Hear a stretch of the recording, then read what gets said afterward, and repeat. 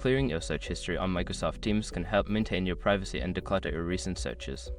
Follow these steps to easily clear search history. Step 1. Open Microsoft Teams. Launch the Microsoft Teams application on your computer or mobile device. Ensure you are logged into your account. Step 2. Access the search bar.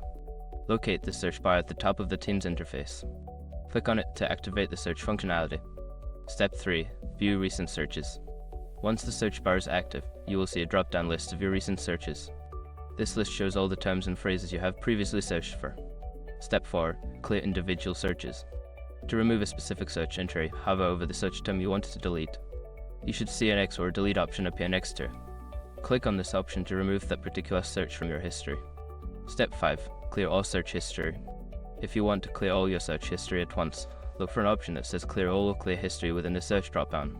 Click on this option to delete all previous searches. By following these steps, you can easily manage and clear search history in Microsoft Teams. Regularly clearing your history can help keep your workspace organized and your information private.